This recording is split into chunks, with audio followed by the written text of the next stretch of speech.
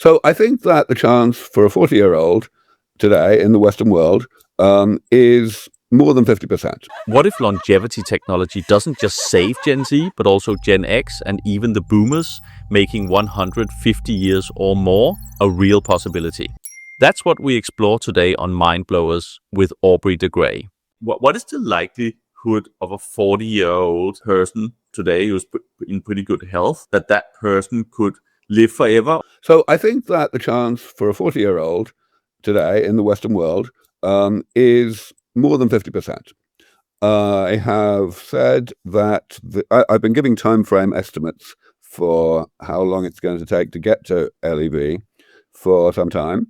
And my current estimate is 12 to 15 years, in other words, late 2030s. And the people who will benefit from this kind of technology when it comes along will be people who are typically in their 60s at that time. So that means someone who's 40 now has a good chance. And how about people in their 50s or 60s? Do they stand a chance? Yeah, I mean, so first of all, let's be clear that the major uncertainty here is how soon we will actually reach LEV. That's a point in time that one of my colleagues has called the Methuselarity, by contrast with the singularity. The idea is that, I think it's 50% likely that we'll get there in the next 12 to 15 years, but there's at least a 5% chance that we won't get there for 100 years if we just hit a whole bunch of, unforeseen obstacles. So we have no idea, really. However, what we can certainly say is that one's chances of benefiting are not really determined by one's chronological age at all. They're determined by one's biological age. Essentially, even the kind of first generation rejuvenation therapies, which will probably be in various ways quite clunky, they will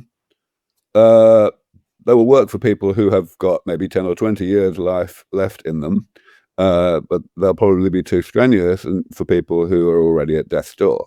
So, if you're an average 50-year-old, you've got a pretty good chance. If you're a better than average 61-year-old like me, you've got a pretty good chance. But it's only a chance. We can never know with any pioneering technology.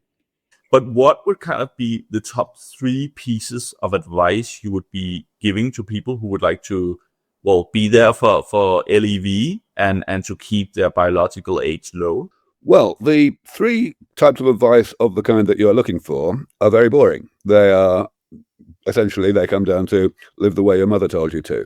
Don't get seriously overweight, don't smoke, get enough sleep, have a reasonably varied diet. But of course, the real answer is that because the issue is how soon it's going to happen, one of the biggest things you can do is to try to make it happen sooner. By, obviously, some people are wealthy enough to be able to make a difference by supporting the research financially, and I spend a painful amount of my time raising money to do, raising small amounts of money to do the most important work. Some people will do what you're doing right now. They will get the word out to the wider world by interviewing me or whatever. People who are going into biology, for example, as youngsters, can pick what field they go into on the basis of its impact on all of this.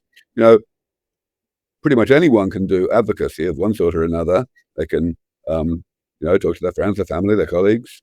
When it comes to financial contributions, I always say, first of all, every dollar counts. We're going to always have more small donors than large donors. But also, I want to emphasize that, that the poorer you are, the more people who are wealthier than you. So that, again, brings it back to advocacy. And honestly, if one does the arithmetic, one can make more of a difference that way than one can by, living the way your mother told you to. Quite apart from the fact that one will make more of a difference to everybody else, not just oneself.